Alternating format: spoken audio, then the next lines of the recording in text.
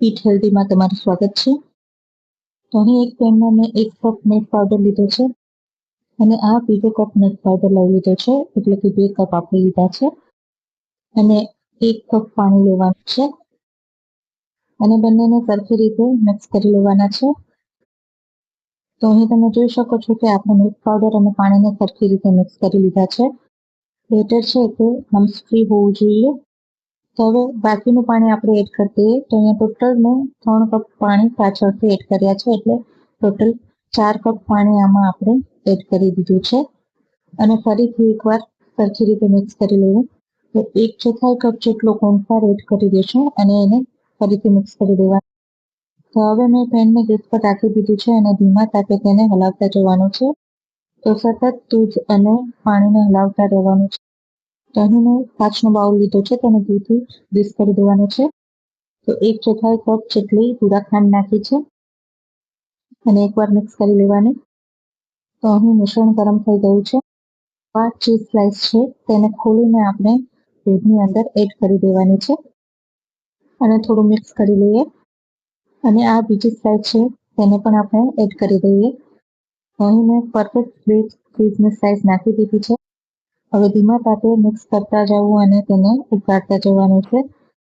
તો અહીં થોડાક સમયમાં તમે જોઈ શકો છો કે આપણું જે મિશ્રણ છે અને હવે આપણે કાળજીપૂર્વક તેને હલાવતા રહેવાનું છે અને ધ્યાન રાખવું કે તળિયામાં ના બેસે. તો બસ હવે થોડી જ વાર છે.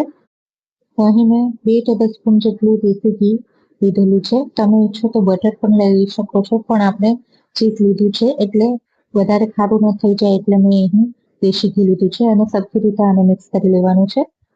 તો અહીં તમે જોઈ શકો છો કે આ રીતની કન્સિસ્ટન્સી આવી જાય એટલે ગેસ બંધ કરી દેવાનો છે. તો આ પ્રોસેસ ખૂબ ઝડપથી કરવાની છે. અહીં 1 કપ મેં મિશ્રણ લઈ લીધું છે અને તેમાં મીઠો ઇમલ્શન નાખી અને મિક્સ કરી અને ગ્રીસ કરેલા બાઉલમાં રેડી દેવાનું છે. તમે જે પસંદ હોય તે ફ્લેવર લઈ શકો છો. હવે તે જ બાઉલમાં આપણે 1 કપ જેટલું મિશ્રણ લઈ લીધું છે અને ફ્લેવર માટે મેં અહીં સ્ટ્રોબેરી એસેન્સ લીધું છે 1 થી 2 ટીપા અને ફટાફટ મિક્સ કરી લેવાનું છે. નહીંતર શું થશે તે ખૂબ જ જાડું થઈ જશે. હવે જે આગળનું મિશ્રણ હતું તેના પર આપણે ધીમેથી રેડી દેવાનું છે. તો આપણે મિશ્રણ સરખી રીતે પાથરી દીધું છે. હવે તેને સાઈડ પર કરી લઈએ. તો લાસ્ટમાં જે બચેલું મિશ્રણ છે તેને સરખી રીતે મિક્સ કરી લઈએ, કારણ કે તે થોડું જાડું થઈ ગયું છે અને તેમાં મેં વેનીલા એસેન્સ નાખી દીધું છે.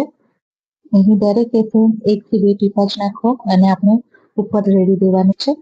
તો આ પથરાઈ ગયું છે અને આપણે આને ફ્રીજમાં મૂકી દેવાનું છે. તો ચીઝ પુડિંગને આપણે આખી રાત માટે સેટ કરવા મૂકી દીધું હતું. હવે આ સેટ થઈ ગયું છે, તમે જોઈ શકો છો.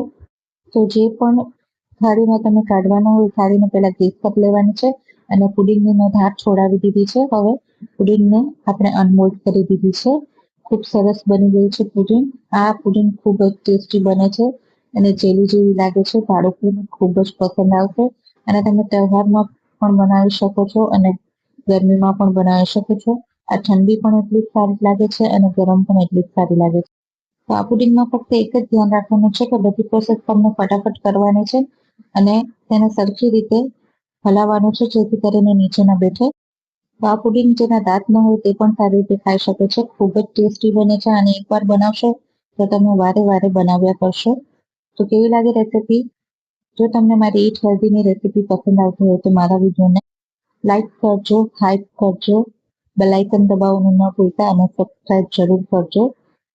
Thank you for watching my video.